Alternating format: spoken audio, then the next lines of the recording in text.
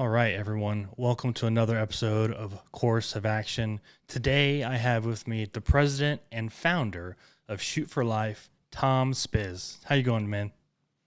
Good, good. Thanks for having me, Jeff.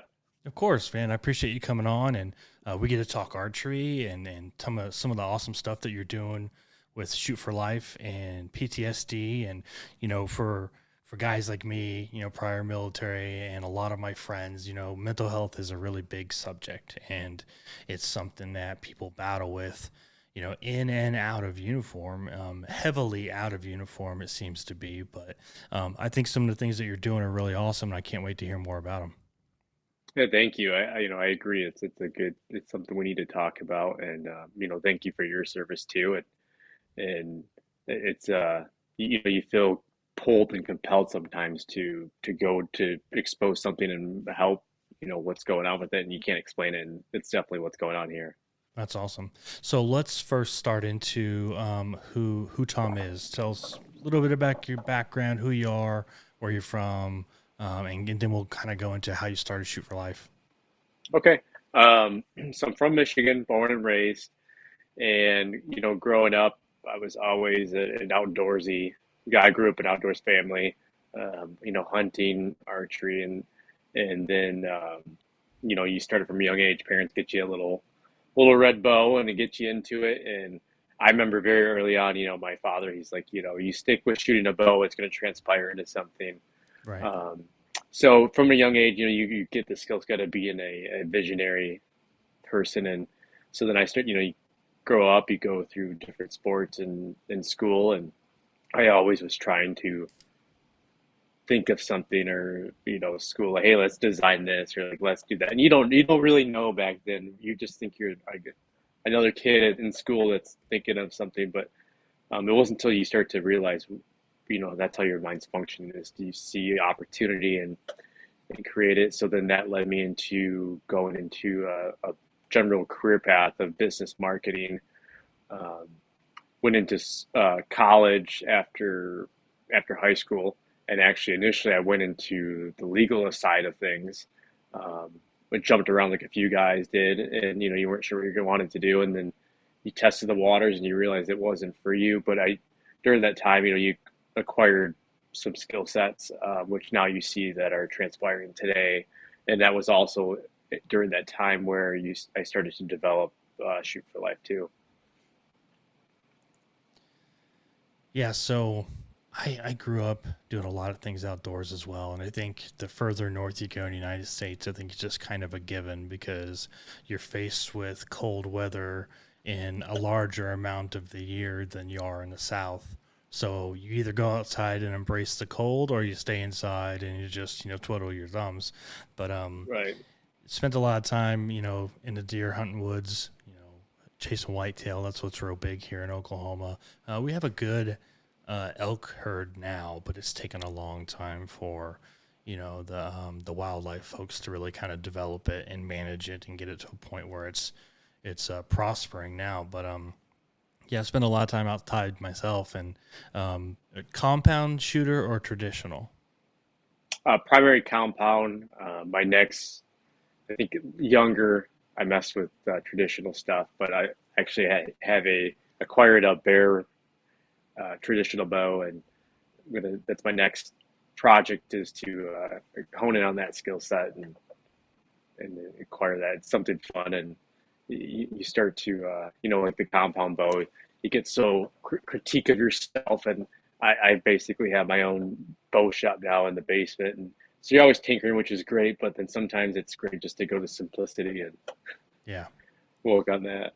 I remember shooting, a little traditional bow in the backyard out of some hay bales, because that's, in Boy Scouts you learn stuff like that. And I picked a traditional bow up here like 2 years ago, and I realized I've been shooting a compound for too long. Like I was horribly inaccurate. The arrows were flying everywhere. Like you don't have a lot of people think, oh, the traditional bow it's so easy to shoot. I think it's actually harder to master that than it is a compound bow.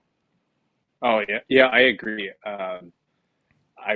This was actually recent last, say, early spring. I was doing some coaching on the side for some young kids that are interested in the sport. So you always start them with recurves, and I was like, I'll go grab it and I'll try to go fling a couple. And I'd go way off, and I'm like, here, I'm teaching this kid who's hitting his target better than me. And the one girl, Robin Hood's an arrow. I'm like, I'm not going to say anything because and which is cool to see, but it's that natural instinct that I think we all have to start with. And I remember actually when I shot my first deer, I was using finger still with a compound for the longest time. And I wasn't using a peep. It was just the sight, and it was different. And then slowly, as you introduce the release, and you have everything that we do today. But it seems like as soon as you do away from the natural for shooting a bow, that it's harder to get back to it. Yeah, yeah, I agree. So let's talk about how you kind of started Shoot for Life. You were been in business and kind of had a calling one day, and then what kind of drew you to it? What was the calling, and how did you come up with Shoot for Life?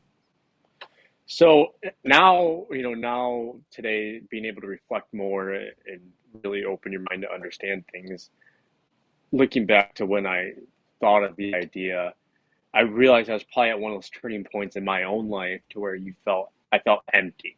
Um, and you're just going through life, but I remember sitting exactly where the idea spooled in your head, and I just was like sitting there thinking, I was like, God, like give me give me something that is fulfilling a purpose with something that's a passion of mine, but it's to help people. Like I just didn't want to like go and like coach someone, which I still do that, but it was like I wanted something higher, like a higher purpose. And you're just sitting there, and then it just started flowing out. Like I don't even. No one ever said, "Hey, Tom, think about this" or something like that. It was just one of those like. It was definitely a purpose of mine that came around. I was lucky enough to realize that this is a purpose, because I think everybody has their purpose that comes around them. It's some people just don't ever grab it because they think they can't do it. And typically, I've heard people say you experience that, late 20s, 30s, sometimes 40s. But, it was early 20s. I didn't realize that it was my purpose in life, and my why, what drives me. But I sat there, started writing it out, and saw like a flow chart of where you could see it going. And then I actually went to try to do it as a myself for St. Jude's Children's Hospital. They liked the idea, but I ran into obstacles right away. I wasn't a nonprofit. I was just individual, and when you're trying to get sponsors to do that, which helps to make more overall funding raise, it was just difficult because people look to the nonprofits to write off, and it's easier for on the financial side of things when they're going to donate. Rather, it was too many steps. So um, I just still felt compelled. I didn't stop there. It was you could have, but it's because for me, when you're shooting a bow, it seems like there's everything just ceased to exist in those moments. Like nothing really matters. You're so focused on anchor points and the target, and then even times when your mind starts drifting away, that's when you can tell because you're holding your bow and you're not holding steady. Yeah. And it's to recenter. It's definitely a place of peace, and so I think that's part of the core of why you felt the propulsion to keep on going.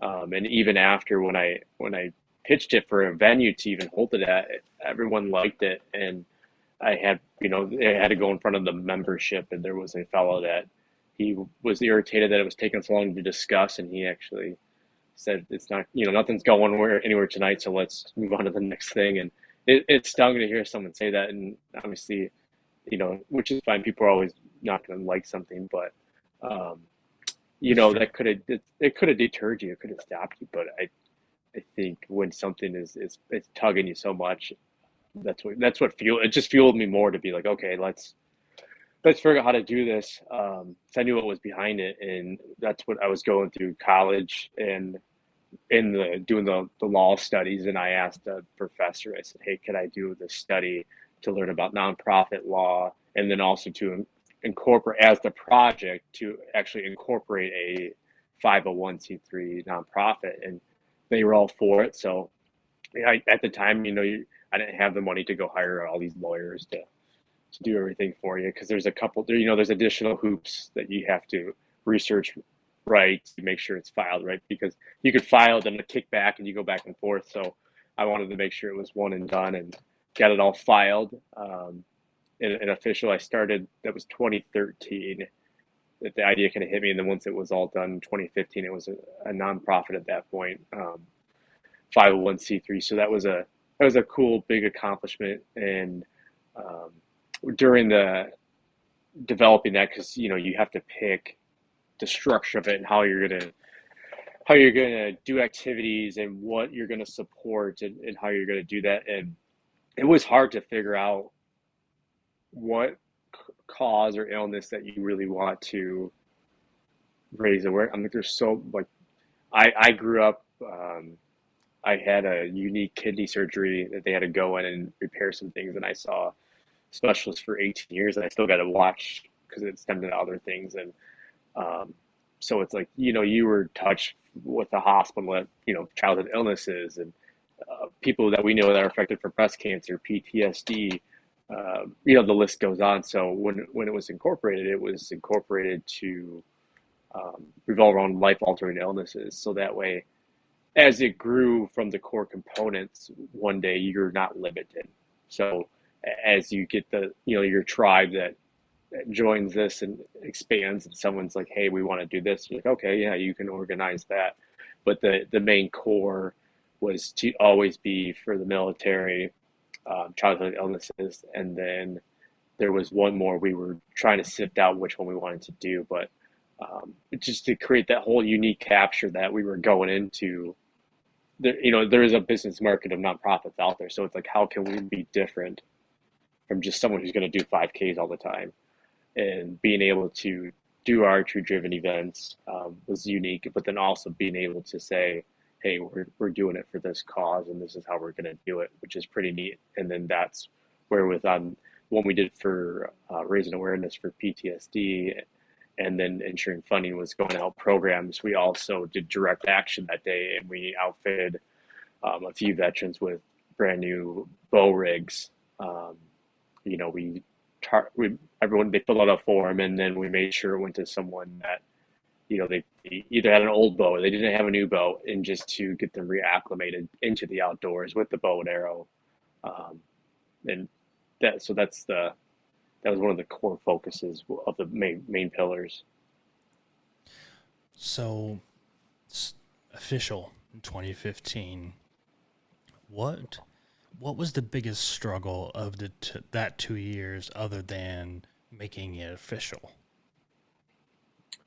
So the biggest struggle was just really, it was planning it out. Like, it was the objective, how you wanted it structured, the paperwork, the research, because there's the research side of just filing like articles of incorporation, but then there's charitable solicitation forms that you need to know, and then it's, are you going to be a foundation, or are you going to be a nonprofit organization? Is it going to be for like people like, I have a cousin in Texas who started one, and they had to do theirs a little bit differently because they're actually taking money that's going to help families directly. So you could still do that, but there's certain ways you got to structure it. So it was deciding what you wanted to do. And then also, you came up with this idea, then it was finding the people that you knew who would be interested in being board directors or volunteers for when these events took place. I thought of this vision, but then you can't solely accomplish the mission by yourself. You need a good team and family that's going to see what that vision was, make it their own, but then make sure everyone stays in the same path. And because you don't want to get someone who's complete opposite, or they're like, let's do this. So Yeah. it was making sure everything was good to go, and then letting it rock. I think that's important to kind of share, because I think there's a misconception about creating a nonprofit, and people think, well, I'm not bringing money in and making money off of it, so it shouldn't be that hard. Well, in fact, you know, nonprofits are allowed to make a certain amount of money in order to continuously operate, even Hmm. pay people on a payroll. So it's very much like a business that has kind of a cap, and you can't. So you kind of have to have a business plan. It's not like you can go out there tonight and file for an LLC and use one of the legal Zooms or whatever, and they're going to ask questions, but it's not that crazy because you're just a limited liability company at that point in time. You don't necessarily have. It's more for protection of assets, whereas a nonprofit, you're actually having a mission set and a focus. And um, if you don't know what you're doing, it could be a pretty lengthy and frustrating process. And I've known a couple Hmm. other people, veterans that were just like, hey, I'm going to start a nonprofit. I'm going to do this. I'm going to give back to the community I love so much. And then 2 years later, it was like, how's it going? And they were like, Yeah. I can't get through the paperwork. It's insane how hard it is to start a nonprofit. But I think your point is to keep staying the course and don't get frustrated because it's doable. Yeah. Oh, yeah. Stay the course is very doable. I think even more so now today. There's so much, with the internet evolved. Like there's so many resources out there. Because I was recently looking, like, hey, if we want to start doing stuff out of state, what do we need to do? I knew like, there's a one form, but you just want to make sure. And when I just Googled some stuff, I was like, wow, this is really like a step by step how to do it. But then there's even like, when I was saying like what kind of nonprofit you want to be, sometimes there's forms that you don't even need to do because it's not going to relate to Mm-hmm. what you're doing. But to have that business plan is very core, and what your business venture looks like.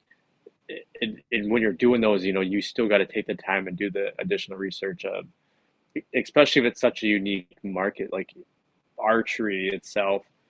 And there's never, I wasn't like I was going, like I said, going in with another 4K where I could be like, there's this many runners at this, like you had to pull numbers, how many archers there is, what's projected, and you're just going. There's not there for me. There wasn't a ton of information Yeah. out because you're. But then you had to take that, build this sales pitch almost, and this business venture plan.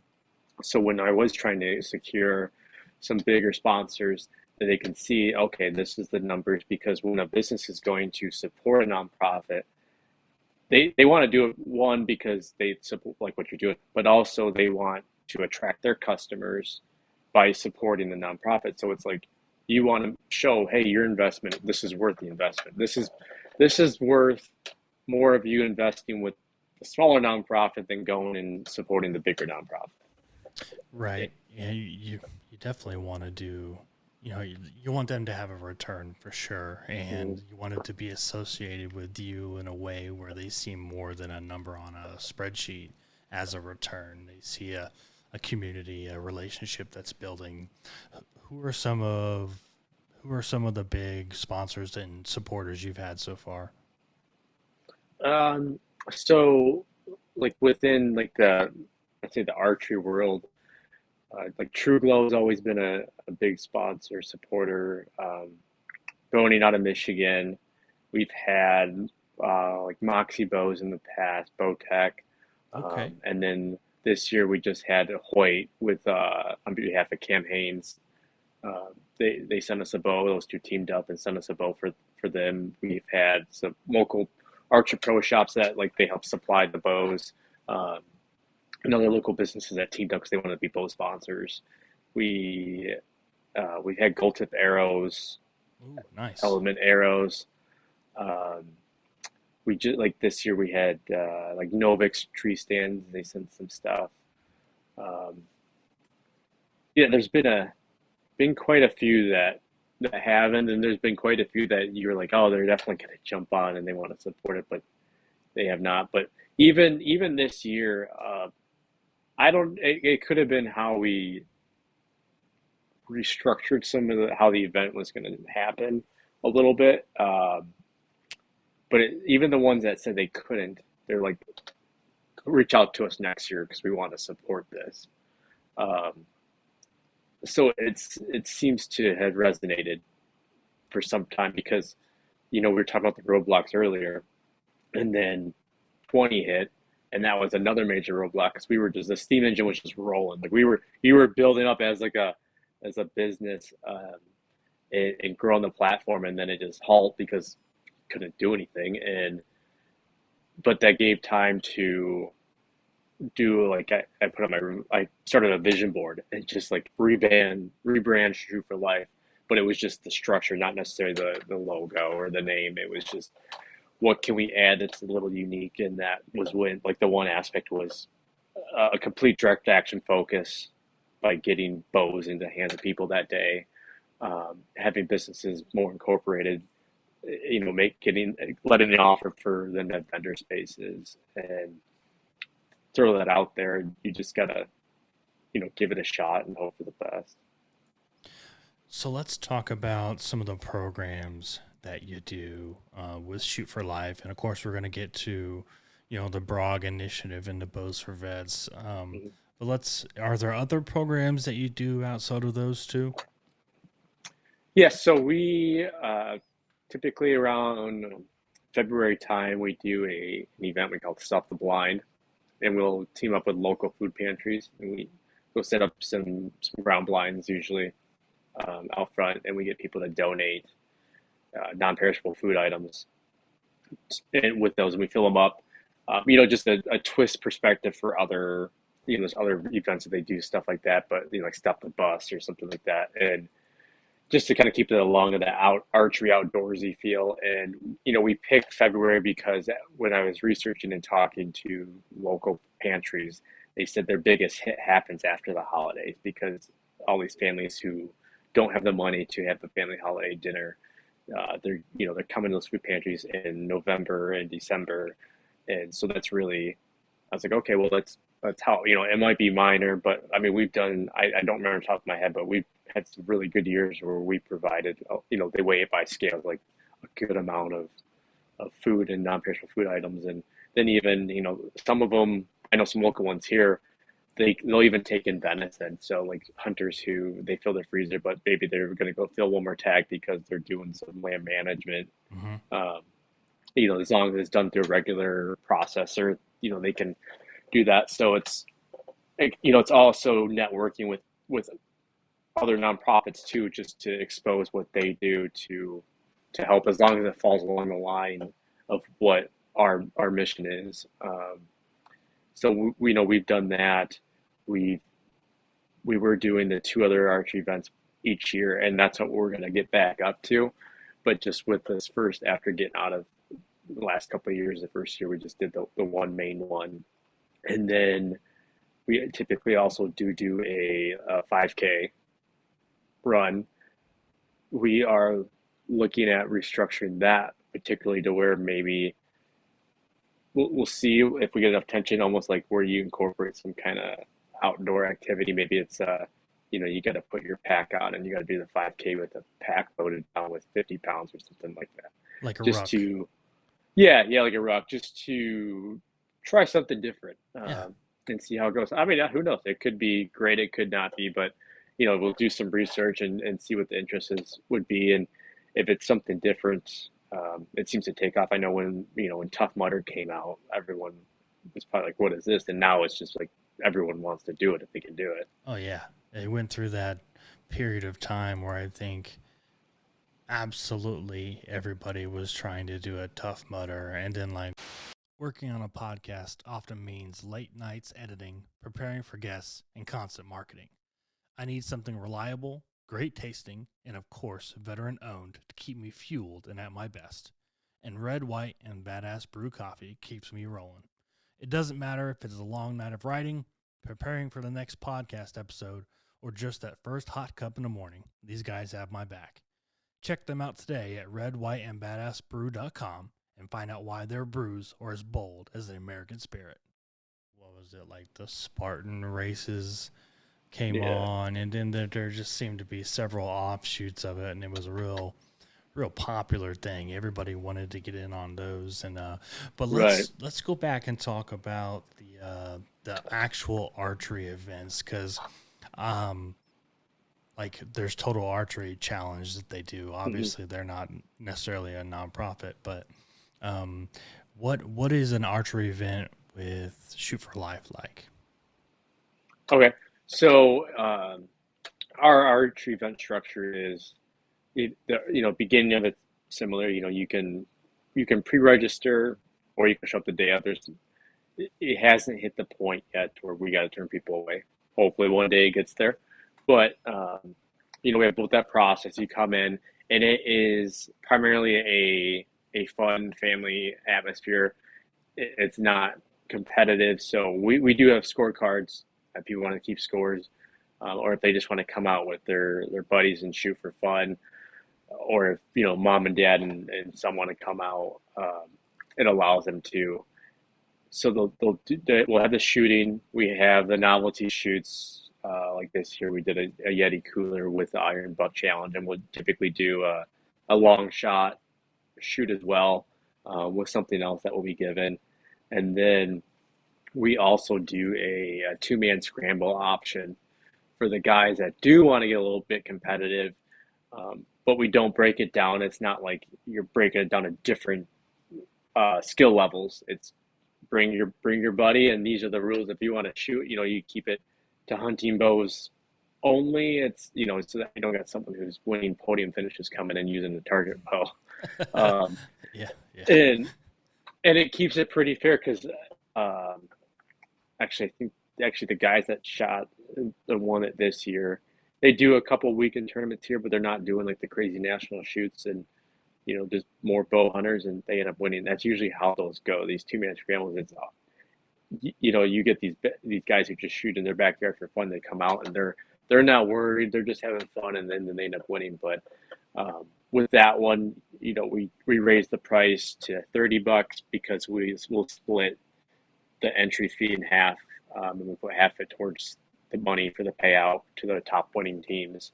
Um, but then other than that, we charge $25 for just anyone who wants to come shoot leisurely, and then the novelty shoots usually cost a little bit more. And then on top of that, we run. Um, we'll do like silent auction items with other, like local sponsors, or even across the U.S. Whoever's responsive, they send items. We'll set those up because everything that's generated from those auction items goes to the purpose. And then from there, everyone just either kind of come and go. We have vendors set up. So if we ever if we have someone who is doing any kind of like bow seminars, we'll have some seminars going. Like this year, we did a first aid like backcountry hunting seminar, like a what if scenario, things. And nice. with that too, we had people who just stopped out that they're not even hunters, but they're hikers or someone like that. They want to like that's a good idea. We really don't know. Hey, if you fall and you get a compound fracture, what are you going to do?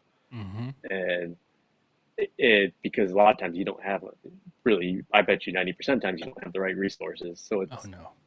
you got to think with your head, and people panic so much when if you're in a scenario, it's just natural to do it. But if you can know, we could potentially help save someone's life by just sharing that. So, we keep it in the back of our mind too, is like, how can we help give people information, other than what the events for that day, but also the other activities. And then we close it out with a nice dinner. That's where we close out the silent auction items. And actually, I'll back it up. Before the dinner, we do a ceremonial closing shoot, we call it, and where people that come, if they've lost a loved one to that specific illness, that we have the arrow they can do. It's typically a $5 or $10 donation because they get to keep the arrow. We put labels out, they write their loved one's name on there, and then we take like Luminox, and we light up all the arrows with Luminox, and we make a runway of arrows to the one target. And then when the person who did that, they're invited to go and shoot one arrow in honor of that person. So that's kind of unique. I know some other places Yeah. do like luminary candles, luminary, like the floaty candles, whatever those were called. Yeah, the Uh, little hot air Lanterns, there balloon you go. looking things. Yeah, the Yeah. lanterns. So yeah, that's kind of our little, unique That's cool. thing that we do there, and kind of go with that structure. And it changes a little bit from year after year. Um, we're working on, especially the dinner portion. I know we're working on possibly partnering with, a larger organization that would help put it on, that would help draw an even greater crowd out, for something like that, evolving, and then even more seminars to attract that. Um, with archery being so diverse, you get the guys who just shoot at home, you get the guys who shoot every weekend in tournaments or nationally, and getting more, like we had a bunch of guys who they don't really do the tournaments. They might do tack, but um, just they like to have fun and they like to support the good cause. Yeah, I think a common misconception about the shooting sports, we'll say that, is that people only do it to kill things, and it's far from the truth. I've shot a bow for a really long time. I think I can count on one hand how many deer I've actually taken with a traditional bow. And I shoot a lot. I shoot in my backyard all the time. I'm going to go to Total Archery Challenge and get more involved in the archery sport of it here in 2023. But um, it's a very good thing, and we're gonna kind of I'm leading you into the Yeah. PTSD mental health side, and it's a very good focus based exercise because the shooting sports in general, but archery, it takes a lot more than just mental. It takes physical. You really got to have those muscles developed and be able to hold on target. You're carrying a 5 pound bow in your hand and you got it pulled back, and it takes a lot of concentration and focus. And I know for me, I try to shoot 5, 6 days out of the week, even if it's just a couple of arrows, just to get that zen. You know what I mean? Hmm. And um, even if I don't shoot that well, I'm not concerned as long as I don't break an arrow or lose an arrow. The point Right. is getting a knock down the range. You know what I mean? So for me, that helps. That's the one thing every day that's not going to do me wrong. As long as I don't lose an arrow or break an arrow, like I'm okay. So, how have you found that it has helped people with not just an illness, but mental health, PTSD, and then we'll talk about the BROG initiative. Yeah, I think it goes back to what you're saying, how it's really, archery itself is it creates this camaraderie atmosphere. You can show up and you don't know this person at all, but you're like, oh, all right, we're here shooting bows, and hey, let's go shoot. And even just having someone you don't know that says, hey, yeah, come over here, come shoot with us. Don't shoot by yourself. That's just being a nice human being. But you don't know that person who showed up by himself could be, dealing with something that we don't know. And just that simple gesture could be like, I'm accepted. Yeah, And it's not, they're not going out of their way to offer that. It's just archery. Like, and everyone's just there to enjoy, relax, shoot arrows. Like you said, as long as you hit the target, you're happy. Um, and you're just having fun. And so that's kind of what you're creating. And when with mental illness, we're seeing, we know guys in the military. It's even, there's PTSD, and then there's other, forms of mental illness that's going to come from, what they, what everyone's gone through. And then even if you look into it deeper, you start looking at our first responders, police officers, firemen. hmm Um, there's so many various forms, and then on top of that, you have anxiety, you have people who deal with, like body disassociation. They call it, where like it's from anxiety, but it's where like you're just not connected with yourself. And there's all these different forms, and so many people, there's some people, they don't know what's going on and they don't seek any help.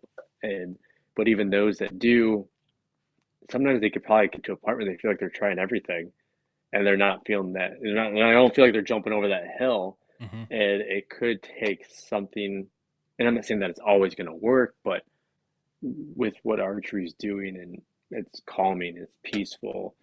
It's not, someone, if someone's trigger is a loud bang, going to a big gun range with a lot of people is not the best thing to do. Yeah, it's not But with ideal. yeah, with archery, it's generally really quiet. Hmm.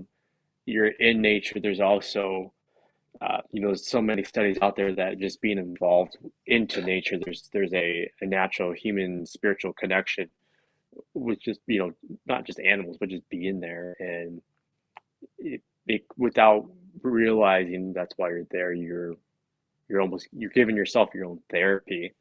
And without overindulging in anything, it's not like you're sitting there listening to tons of peaceful music, or whatever it might be. All that can help, but I think for quite some time, mental health is just pushed aside. Like it's recognized to a point, but then everyone just tiptoes around it so much. And even, I could be wrong, but I almost feel like even more so with like PTSD. Yes, we raise awareness, and yes, there's organizations that do that, but what are you doing with it? Like, what like, are we tiptoeing around it because we're like, let's just talk about it, or what are we exposing people to programs or resources that could help them, or like the one organization that we partnered with to raise funding for, part of their thing was helping the guys who come from active duty to civilian life, that transition process of making sure that they're aware of resources that go on. Um, that it's like a full circle. So it, recognizing all that, and then being able to say, hey, come and shoot this, shoot with us, or we'll get you a bow, and you see it happen like in front of your eyes. The more when you stand back for a second and you thought of it, like you think of an idea, it's almost like maybe like when you thought of like a podcast, like I want to do it, but then when you like sit back and you're like, wow, like this is what transpired. Oh yeah, Um, and you have no you idea. see, yeah, Like, it took me it's pretty wild. forever, Yeah. ever. I probably had this discussion with my wife half dozen times, and every time she said, "I think you should do it. I think you'd be great at it, and don't worry about views or likes or comments. Mhm. Just do it." And um, it still took me almost a year. Like, Yeah, that's cool. I'm glad you did. yeah, I mean, thank you. And I just, but the funny thing about that was I didn't realize how bad of anxiety that I had coming out of the military, and doing the podcast and kind of talking to other people kind of made me realize the anxieties and the things that I had to work on. So in turn, I worked on a lot of things myself, and now I'm doing stuff like this. I'm reaching out Mhm. on social media and inviting, strangers on, and building relationships, and finding ways that I can help as well. And I think it's really cool. But yeah, it's just taking the even for a normal individual that you know feels like they're just fine. It's not easy to just jump off on a new endeavor. I mean, starting a company, starting a nonprofit, starting a podcast, stuff like that is can be very daunting and intimidating, and it's not easy. And I give you kudos for starting such an awesome nonprofit and doing something that's so kind of close to your heart in archery. But let's talk about the Bowhunters Roundup off grid, the BROG initiative for PTSD specifically. What is that, and kind of how's it been going? So with that, it's to really hone in and focus on PTSD itself, but not just talking about it, actually, acting on, and it's just asking guys who, maybe they know that they're dealing with it, or they know someone, and if they're willing to talk, that's cool. Like, because you don't want to solicit anybody. There's companies that try to do that. And like there was one guy. I'm actually looking at doing this. I've got to find the right people to put in place, but there's a new thing where they'll do like a 30-day challenge, and it's incorporated through Facebook to where, like, say we did one where it was like you have to shoot 10 arrows a day for 30 days. You set up the goal of $150 that you want to raise. We get you in a group that you're talking and encouraging people to go on, and then once if you complete it, maybe we give you a towel or a shirt. But that helps to gain us exposure. Well, there's other companies out there that are doing this, and some I've never even heard of that. They're supporting. They're recognized, like they're supporting. It's not wounded warriors, but they use different terminology along the same ones. And Hmm. like one fella, I saw him comment on there. He's like, just he was irritated at how they portrayed what they were doing. They didn't go on into elaborate like what they're doing with this. Is this just covering overhead? Because that's the honest thing, is a lot of you see these fundraisers for these larger nonprofit organizations, and they do those small little things. It's just covering overhead. And I get you need overhead to operate, but they're not transparent. And that's one thing I always wanted to make sure that there's very transparent. People know where their money's going to. And so I reached out to this guy and I said, hey, if you're up for sharing, like, I want to know how to do this to make it better because it needs to be talked about. Um, and I think he was in Florida. I have no idea who this guy was.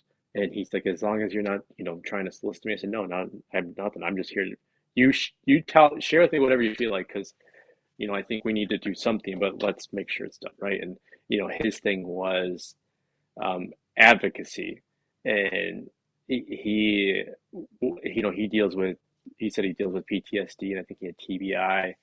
And he said something with like bills. So like cell phone companies, they're always changing their pricing on you, Yep. and sometimes even electrical, and it's just too much for him. It's like it's overwhelming.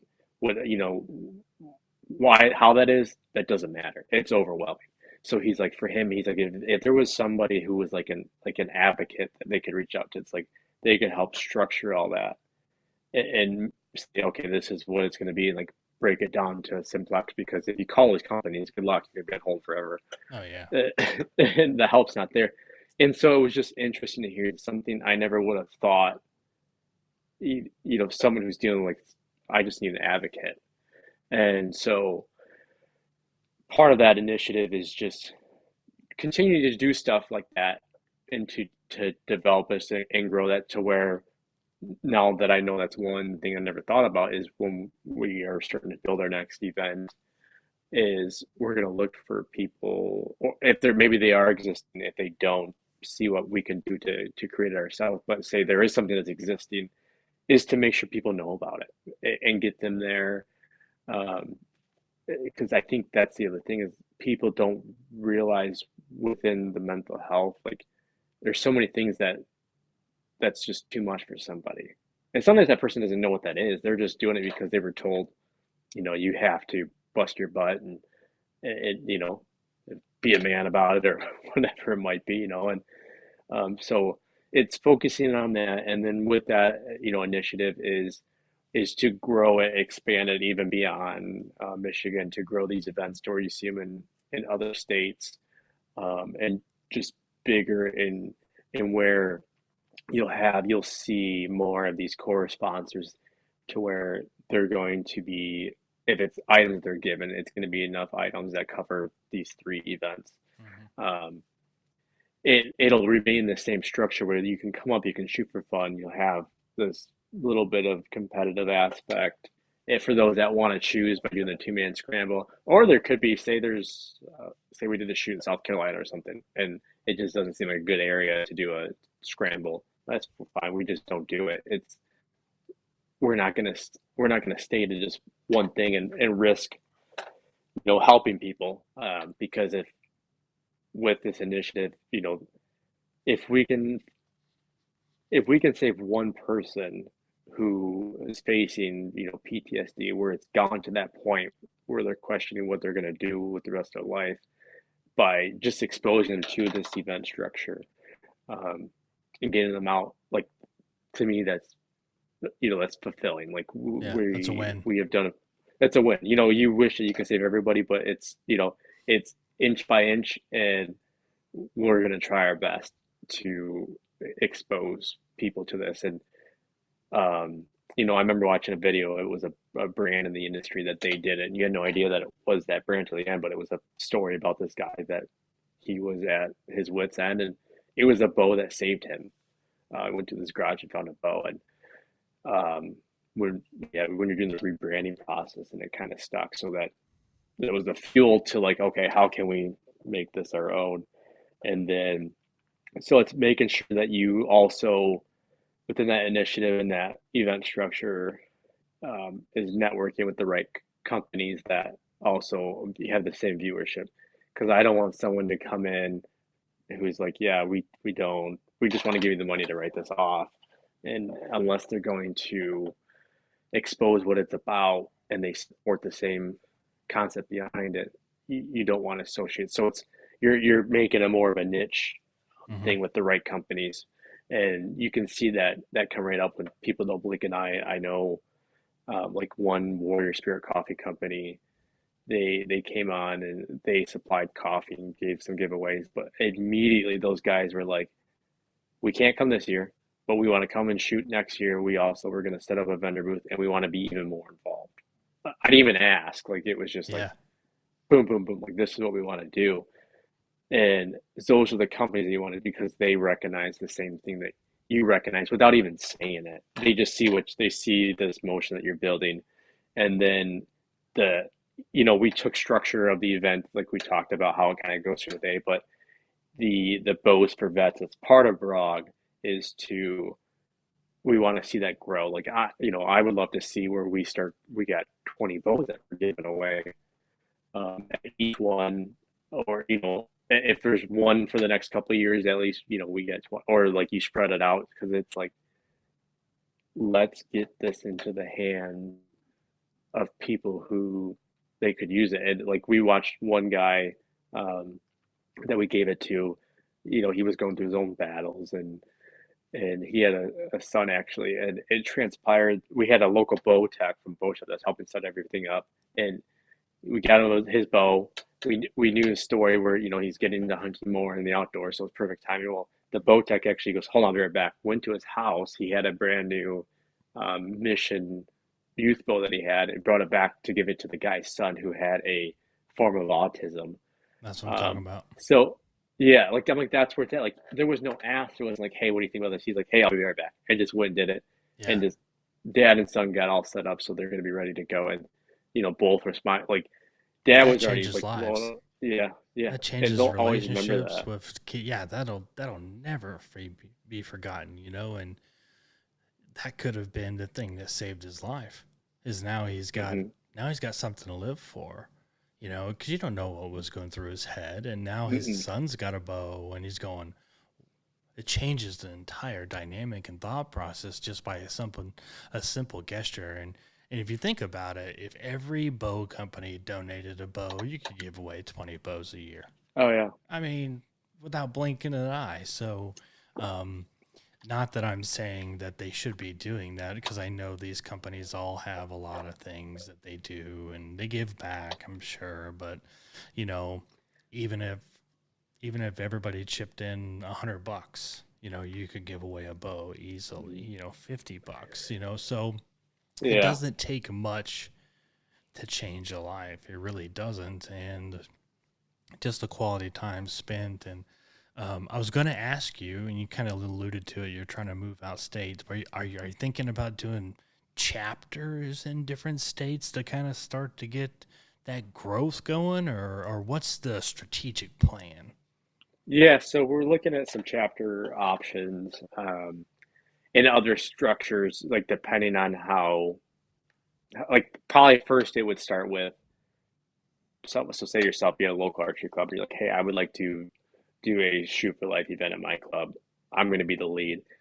So there's many other large nonprofits that do that. Like if you reach out to them, like I mentioned, like St. Jude's was one. When I tried it, they're like, yep, they authorize, it goes through your board, you authorize it, you supply the materials, all the print. And then if you have some major sponsors who give you enough items, you send some of those down. And then, you would have your team of helpers that would go into the local community to get additional sponsors, and it would just mirror the event. It would, it'd probably start like that because you want to vet that person and see how they're going, and then if it starts to grow, they're like, hey, we really want to concrete here. Let's look at like a chapter concept, Yeah. because we're all nationally recognized, so we can explore elsewhere. And then you get some of those going, and it's like the little pilot ones, but then you start to expand where you have 3 or 4 core main ones. That's where you get the whole team together, Hmm. and we're going to be there to put it on. I like the idea of doing one and like, it's kind of like doing Total Archery Challenge and Total Archery Challenger moves around, but I could see Shoot for Life growing into places like Colorado and Utah, where there's a lot of fun places where you could set up shoots. And um, they're doing a total archery challenge here in Oklahoma, but it's down in Beavers Bend, down in the southeast corner of the state, which is a lot more mountainous and hilly and thick, woods like West or East Texas is. So, again, shooting in your backyard on a flat surface is fun, but it gets to be a little more challenging and adventurous when you have other options, elevation, and shooting in between trees, and so definitely having expanding out is awesome. And finding the right places to do that in, and starting small with an event. Let's do an event and let's see Hmm. how it goes and see if we have a population and a want. That's the big thing. Do you have the customers in the Yeah, area to not necessarily make it worth your time, but to be maximum uh, effective?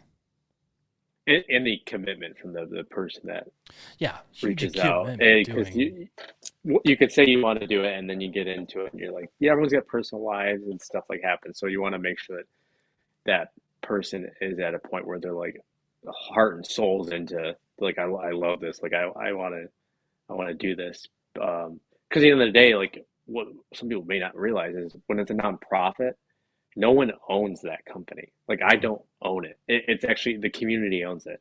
So like I like the way if you said that. I The community owns yeah, it. the community owns it. So a lot of these when they have their open meetings, anyone can come and attend them, and in a sense, so say like say this thing blew up so big where I was like, okay, I want to take a lesser role because I want to go and work on a foundation now.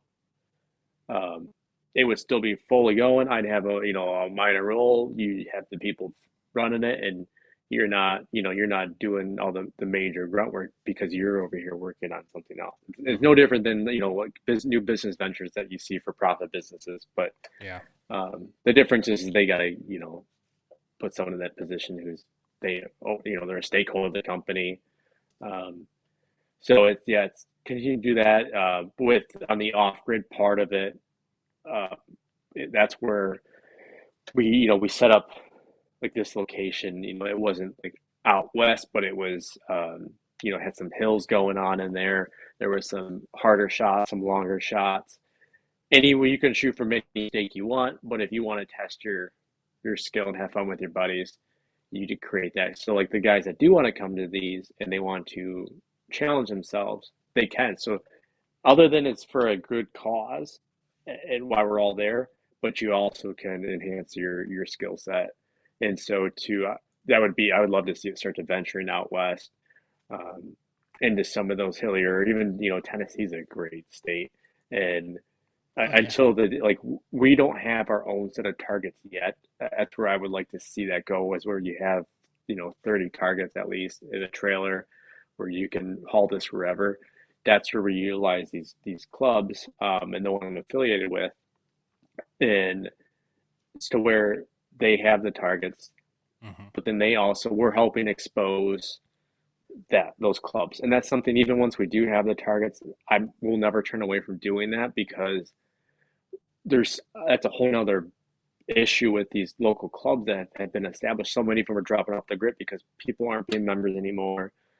Kids these days are more tied up in tech than getting outside, and so it's to expose people to these clubs through this event that we're doing. Yeah, help get You know, them. because there's, yeah, give them exposure. It's their form of nonprofit as well, and to continue to do that. So that's where right now we look for locations that were there's clubs, and they're like most of them. Everyone's like, yeah, we're trying to grow the program. I know local clubs here that are buying new targets, and they're just trying different weekend shoots, and something always comes up. There's always something. So it's like, okay, how can we make this help? And we're growing our overall cause and purpose, and you're also growing your cause and purpose, and Yeah, to we kind of used do to have that. So a that's what we're going to start looking for.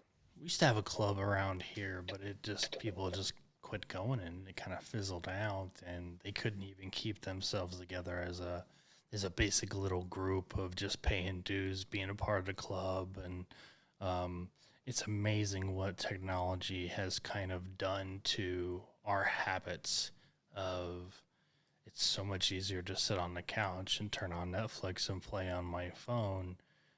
In the 20 minutes that I did that, mindlessly entertaining myself, I could have went for a walk. You know, Hmm. um, and that walk does so much for your mental and physical health. And I've made it a habit of putting down my phone more. I turned on the whole Oh screen yeah, time function on my iPhone, yeah. so it gives me a warning. Once I think I set it for like an hour a day. I can spend no more than an hour a day, which sounds like a lot, but would go. I challenge people to go into your phone and look at that function and look at the average amount of time you spend on your phone every day. It's going to shock you the amount of time you Oh yeah. spend. You And get bored and you start yeah, scrolling. you start scrolling and 15 minutes turns into 20 or 30 and next thing you know. So I've really done that. I've been trying to be more active, but I think it's awesome doing some of these things and getting people back outside because you can reconnect with yourself. You're alone with your thoughts, or you're just alone with a friend. You're on a hike, you're on an archery shoot, and you're getting back to the simplicity of life. And just that little recharge sometimes can be so beneficial to what you do. And I know I said earlier that I go try to shoot 5 6 days out of the week, and it's just that 20 minutes sometimes that just kind of gives me that zen Mm. enough to where I can say, okay, today was a crappy day at work, but it's over with. I shot my bow and I'm good. And I think that's cool. Let's talk about archery real quick before I let you go. Are you a 3 vein or 4 vein guy? Four. I just switched over to 4 vein. I did some research. I'm not as technical about it as other people are, so I don't fletch my own arrows or anything like that. I try to do some research, find out how I can tune a little bit myself, and know what's good and what's not. I used to be a guy that just went bought arrows from the store and came home and shot them and just tried to make it work. And I just switched to 4 vein, Easton Axis, and they're amazing. Yeah, there's I run the Victory TKOs, and they're a micro diameter one as well. And I don't even I've been running four veins for a little while now, and I don't even remember the first. I probably saw it somewhere when it was just starting to kind of get out there, and then you tried it, and it, it helps to stabilize the arrow more. It helps with in wind, the wind Hmm. drift, and then also with I especially when I'm tuning the arrow in paper tuning, it it's much easier to tune a four-fletched arrow than a three-fletched, because unless you have one of these super high-end jigs, there's room for error, and you might have one arrow different from the other one. I haven't had much issues at all with the four-fletched arrow. Yeah, me neither. I switched to 4 fletch. I did a left helical on it, and they spin. It took me all of 5 minutes to get them tuned. I got a new rest. Um, I got that drop away V style rest instead of the regular drop away with the flap that slaps down, and just totally changed the way I shot. I shoot an elite energy, which you can see in the background right Oh yeah. behind me. I shoot an elite better than I do any other bow. What do you shoot? Right now I'm shooting a Matthews V3X 33. Um, I'm 5'9", but I've realized that I like the little bit longer axle, and Yeah, the riser on that bow is actually the same length riser of my TRX 38, which is a target bow. But because it's beyond parallel, they get the 33-inch axle. So I realized I like the longer one. I bounced before that. I was shooting a prime bow, and then had a friend that's local that said, "Hey, I got a great opportunity for you to try this bow out," and so I took it, and I like it so far. The one I have not tried on Elite, I've always been kind of interested in how they're developing some of their tech. They seem like great shooting bows, and same. Originally, I shot Bowtech for years. mm, That was one of the first bows that I bought, saved all my money and bought, and actually. I think for like 4 years there, I got on their ambassador team. I shot for nice. them for a little bit, and and then once you did that, you start to adventure because bows are just they're they're developing like crazy. The Yeah. tech and I had found out. I gotta imagine they're all doing it because I know like Elite they have that pocket adjustment for when they're Mm-hmm. tuning. Um, I had found out with because the Matthews they use shim still that there was an issue with guys over tightening the axle bolt when they went to swap out the shims, and to where they realized that and they just shortened down the actual axle bolt where the screws go in. So once they stop, you can't go any farther. The Gotcha. so it's like the tech seems to have evolved so much across every bow line. Like there hasn't really been a drastic like riser complete redesign in a few years because I think Yeah. they hit the tech side. And now I saw some interesting stats go out like advertising kinetic energy. A few brands were doing that.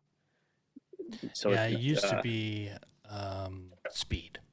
Speed was yeah. everything. Everybody talked about speed, and it was a good marketing, tactic because that's a sexy number. The speed is a sexy number, and what they don't tell you is that's the optimum speed with the optimum arrow, and they've done tons of testing to get to that, optimum speed. You're not going to replicate that necessary in an actual, a bow hunting type of situation, but Mhm. it was, when carbon came out, when Hoyt came out with carbon and everybody else seemed to do carbon, that was like the last big riser innovation, and they've kind of done things off of it since then. And I like Elite just because it's easier on my shoulder, and I have an old military injury on my left shoulder, and I had some surgeries done on it. And Elite, just the way I can hold it back and the let off, it's easier. I used to shoot Hoyt, but I never was super accurate with it. But with Elite, so much better. That's cool. Yeah, you definitely got to hone in on what bow is like good for you. Yeah. And I didn't have surgery on my shoulder, but I actually this past year I went through I don't know what caused it, but a bicep tendonitis up here at the top, Mm. and where it would just like radiating pain and who knows, but I went through PT and I actually it was the more interior back muscles where you need to hold the weight. I wasn't focusing on those and they got a little bit weaker and I was drawing wrong like because when you're when you draw and you're focusing like all this right here, Mm-hmm. that's what caused it because I was holding it and holding it, especially shooting tournaments and not focusing the muscles in my back. And once I started working on building those up and focusing every shot with those, you could tell a difference because this should all be relaxed. Oh yeah, yeah. Your Uh, the hold arm should be a lot more relaxed, and I think that's something I used to do real bad. I used to squeeze that riser handle and try to tense up, and the more I relaxed, the better I learned that I shot. And then I started exercising a little bit more with the intent of, being able to shoot better, and that helps a lot. I don't think people realize the stress that it puts on your shoulders and your upper back. So the stronger and more conditioned those are, the better you can shoot. And that's really why I switched over to Elite, because I was able to do a lower poundage bow. I shoot it better. I shoot it more relaxed, and um, That's cool. I And hunt you're with a still getting to crossbow shoot. because it's Yeah. easier to do. And in Oklahoma, you can hunt with a crossbow. But yeah, when I'm shooting in my backyard and for leisure, I go with a compound. Cool. That's awesome. Yeah, like there's a way to go shoot a bow, and you found it. Absolutely. Yeah. Well, man, I really appreciate you. Want to be respectful of your time. I love what Shoot for Life's doing. I look forward to, seeing it grow and hopefully getting involved one day as you expand. And before I let you go, though, I want you to tell what's going on in 2023 and where can they find you, social media, website, etc. Okay, so for 2023, you can see another Bowhunters Roundup off-grid event that's going to take place. We'll do the food pantry stuff. I don't quite know if we're going to ramp it back up to two, major events next year. We'll see. We'll see how it goes. We still got to do some more recap, but and then you're also going to probably see some chatter of some out-of-state events coming up. If we get the right person, they want to give it a shot, we definitely will let it rock next year. And then you will see. I just need to find the right person. You will see this online where we're gonna set up Facebook groups for each 30-day challenge. I mentioned the shooting the arrows. Another one might be where you have to, hike or you gotta walk a mile each day with any bag with like say we say 30 pounds or 40 pounds, whatever we decide.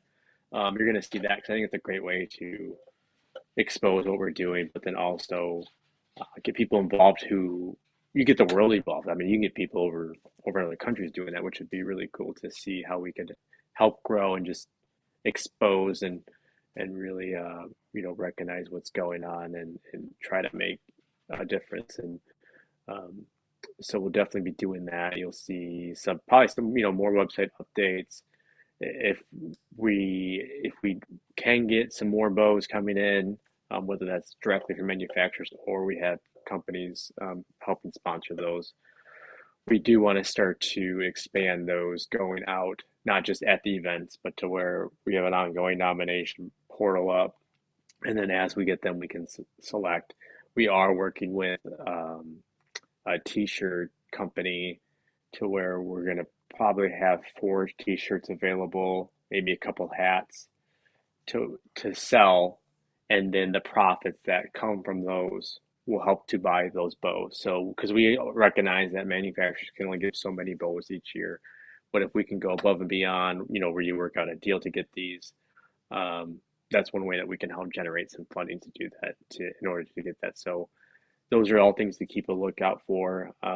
Which, actually, speaking of t-shirts, if anyone does want one, we do have a couple from this past year that that's still available, limited run. So once they're gone, they're gone. But money from that will help to buy bows to give to veterans. And where you can find us at is going to be at shootforlife.org. That's our website. On Instagram, you can find us at Shoot for Life, and also on Facebook. I think if you try to search the long handle, like the URL, it says Shoot for Life Charity. Um, but it's going to have our logo, which actually it looks like a bow, an arrow, and a person kind of all incorporated in one. You'll see that in the icon because there's some other organizations where they use like the number 4 out there at Facebook. Those are the 3 main areas that you would find us at. So if you want to get into archery and you want to get involved with an organization that is doing awesome things for personal illnesses, helping people overcome challenges and obstacles, fighting those demons and getting through some of those things, Shoot for Life is the place to go. You can find them online, and you can definitely check them out on Instagram because a lot of good content, T-shirts still for sale, so you can hit Tom up on Instagram or the website, get that limited run T-shirt, and look for big things in 2023. Get involved in your community. Like you said, it's great for your mental health. Tom, it was a pleasure, man. Thank you so much for coming on. And again, I look forward to seeing how Shoot for Life's going to grow and talking archery again someday. Yes, thank you. Pleasure coming on, and wish you all good luck in your next adventures. And I can't wait to see your own, podcast continue to grow. Thanks, brother. I appreciate it.